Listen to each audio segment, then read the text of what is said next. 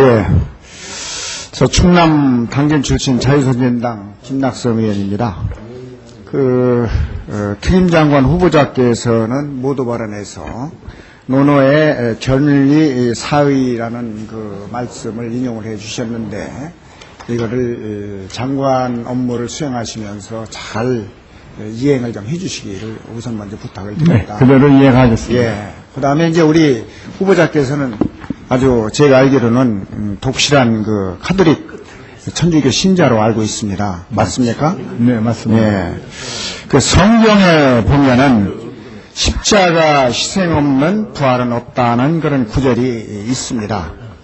예, 고난과 희생이 없이는 영광도 없다는 말인데, 이명박 정권이 탄생된 것은 우리 국민들로부터 경제를 좀 살리라는 그런 뜻이 많이 반영이 돼 있다. 맞죠? 예. 그런데 그 경제가 살아나기는커녕 MB 정권 4년이 지난 지금의 경제 상황은 파탄 일보 직전에 와 있다. 거기에다가 최근에 고위직 측근 비리는 계속 터지고 있고, 또 국가 채무 규모를 보면은 2007년도에 299조였던 것이 금년 말 448조로 50% 이상 이렇게 늘어날 전망이고, 국가 채무에 잡히지 않는 10대 공기업 등의 부채 규모가 2007년 120조 3천억에서 금년 말에는 301조 6천억으로 2.5배가 증가를 하게 되고, 정말로 이런 상황에서 청년 일자리는 기대치에 못 미치면서 가계부채도 이미 1,000조 원을 넘었으면서 물가가 급등하는 등 우리 서민 경제는 물론 국가 경제가 완전히 실패했다. 국민들은 이렇게 봅니다. 어떻게 생각하십니까? 물론 그렇게 생각을 하는 국민들이 없지 않다는 건 잘 알고 있습니다. 그러나 우리 나름대로 MB 정부가 경제 성장을 하면서 사실 제일 먼저 이 OECD 국가 중에서도 저희 경제 플러스 성장을 한 나라가 몇이 없고요. 또 이러한 그 서민 물가 가계 비중에 대해서는 상당히 정부로서는 노력을 했지만 국내적인 요인보다는 대외적인 거기까지만 답변을 해주시면 되겠습니다. 그런데 지금 현재 한나라당이 상주당으로 이렇게 당명을 바꿨죠. 네. 과연 이 당명만 바꾼다고 그래서 앞으로 금년에 있을 총선 대선을 통해서 다시 집권이 가능하다고 우리 특임장관 후보 이렇게 생각을 하십니까? 그 문제에 대해서는 제가 가능하다 안 하다 말씀을 드리기가 적절치 않은 것 같습니다. 네, 알겠습니다. 그 다음에 이제 제가 아까 지적한 대로 중앙정부 부채가 이렇게 큽니다. 많습니다. 국민의 걱정이 많습니다. 이게 국가가 국민을 걱정하는 것이 아니라 국민이 정부를 걱정한다. 예, 그런데 제가 대정부 질의에서도 얘기를 했습니다만 정부가 의지를 가지고 1년에 단 1%라도 줄이겠다는 의지를 가지고 줄여줘야 지방정부나 공기업이 줄일 수 있는 것이지, 중앙정부는 계속 늘리면서 공기업이나 지방정부 보고 줄이라고는 할 수 없는 겁니다. 여기에 대해서는 어떻게 생각하십니까? 네, 맞습니다. 김 의원님 말씀대로 국가 부채가 계속 무한정 늘어나고만 있는 상황은 사실 심각한 상황입니다. 그래서 저희 정부도 재정의 건전성 확보를 해서 많은 노력을 하고 있는 것으로 알고 있습니다. 그래서 최근에 법인세율, 소득세율의 상한선을 하나 더 늘리지 않았습니까? 그래서 그런 점도 다 그런 노력의 일환이라고 생각합니다. 네, 저 후보자님 말이죠. 네. 이제 장관이 되시면은 이 대통령을 앞으로 임기 동안 잘 보필을 하셔야 되는데, 그동안 국민이 생각할 때 이명박 대통령은 부저열이라든가 농산물 가격 폭락이라든가 또 기름 유출이라든가 이렇게 농축 어민들의 그 어려움을 겪고 있을 때 현장의 대통령 목소리는 전혀 없습니다. 나타나는 걸 그만두고.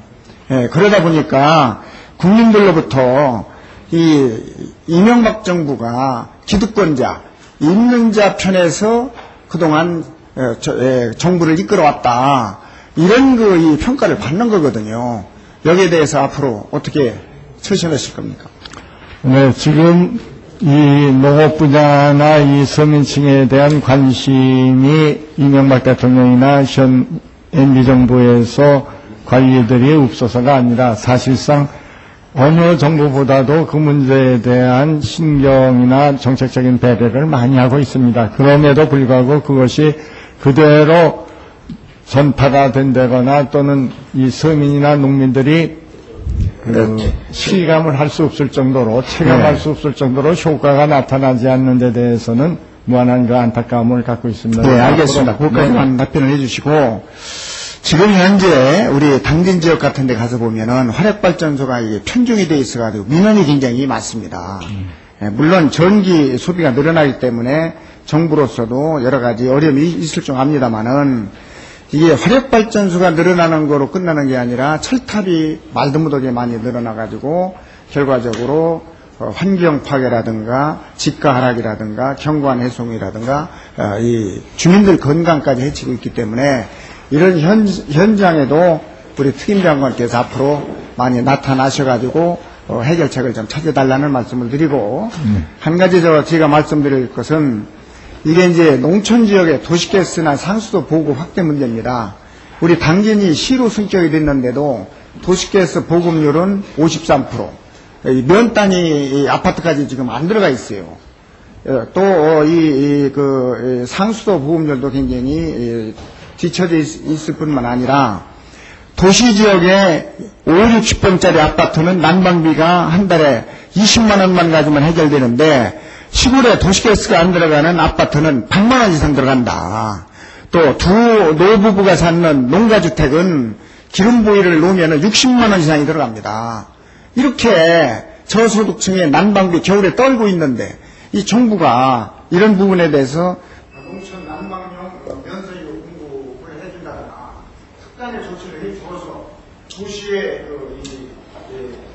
정말로 부유층은 싼 가격으로 거주를 할 수 있는데 농촌에 이렇게 어려운 저소득층 이런 노령이나 이런 사람은 전혀 이게 겨울나기에 어려운 말이죠.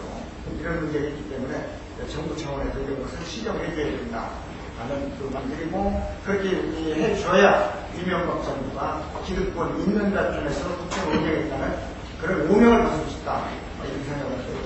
네, 의원 김 의원님 말씀을 잘 알겠습니다. 제가 정식으로 임명이 되면은 현 실태를 한 번 더 파악을 하고 거기에 대한 적절한 조치가 강구될 수 있도록 관계부처와 협의를 해보겠습니다.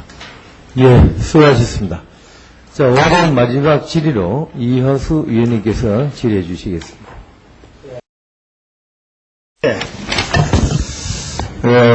충남 당진 출신 자유선진당 김낙성 의원입니다.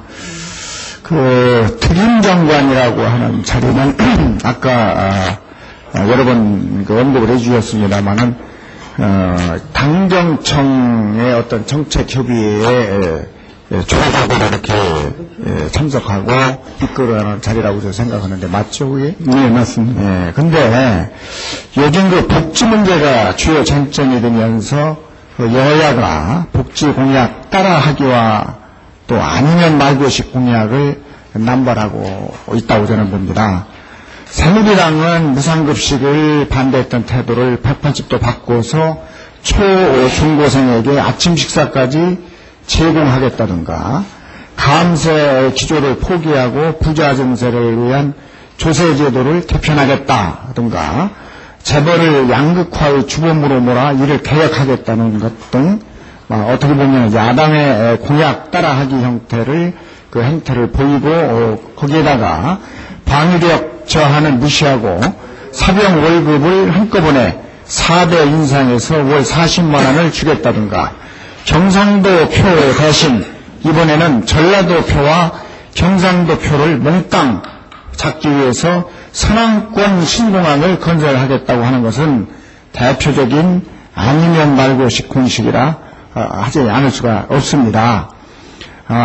이게 국가 재정이 아까 제가 오전 질문에서도 얘기를 했습니다마는 어떻게 보면은 1,000조가 넘어가는 이런 상태에서 재정적인 뒷받침 없이 그냥 마구 무상 이런 쪽으로 이 복지 정책을 펴나간다고 하는 것은 어떻게 보면은 재정적인 뒷받침 없는 복지는 사상도가 아니라 다름이 없다고 봅니다.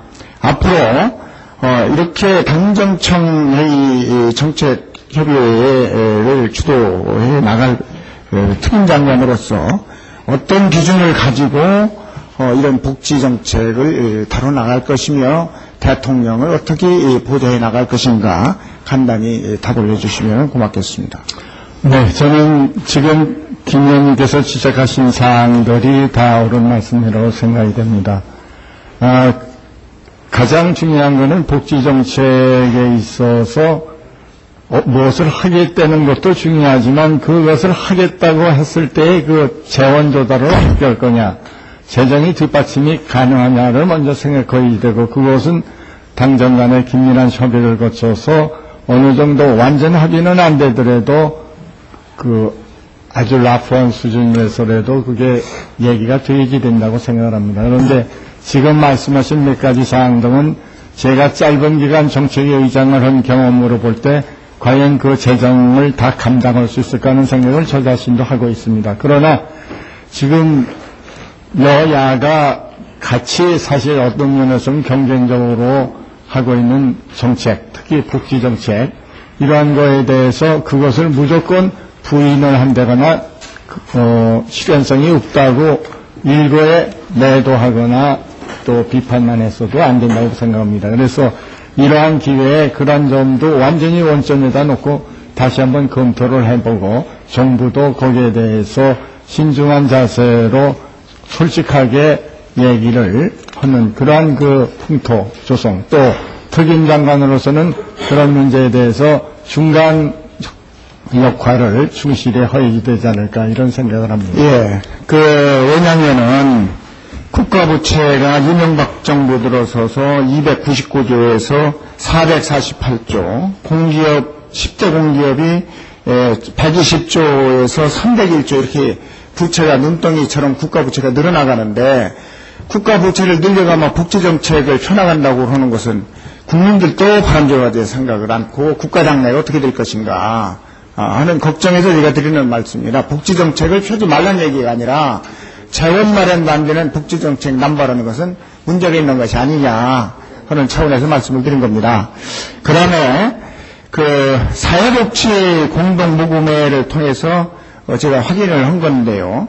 후보자 및 배우자 직계 비속의 기부금 및 후원금 납부 내역을 보니까 후보자께서 지난해 10월부터 올해 1월까지 한 달에 10만 원씩 4번에 걸쳐서 40만 원을 이렇게 기부한 거로 이렇게 나타났어요. 그래서 왜 이게 연말 연초에 갑자기 이 기부를 이렇게 한 것인지 특별한 뜻이 있습니까, 이게? 그게 연말 연초에 하는 게 아니라요. 제가 매월 14만 원씩 한국혈액암협회 백혈병 환자들을 위한 기금을 제가 내고 있습니다. 거기에서 아마 그게 4개월분을 해서 얼마가 됐을지 모르겠고, 그 다음에는 제가 성당에 내는 거, 그 밖에 저축자회비 이런 걸 다 합해서 이거 될 건데, 그거는 40만 원에 되는 숫자는 어떻게 해서 나온 건지 제가 한번 확인을 해보야 되겠습니다. 그게 아마 그걸로. 네. 특임장관실이 비어있기 때문에 그걸 예측을 하고 기부행위를 한 것이 아니냐. 그거는 전혀 상상도 못할 얘기입니다. 제가 특임장관이 될 거로 생각을 안 했었고, 또 그것을 생각해서 기부 행위를 하거나 이렇게 할 사람은 못 됩니다. 네.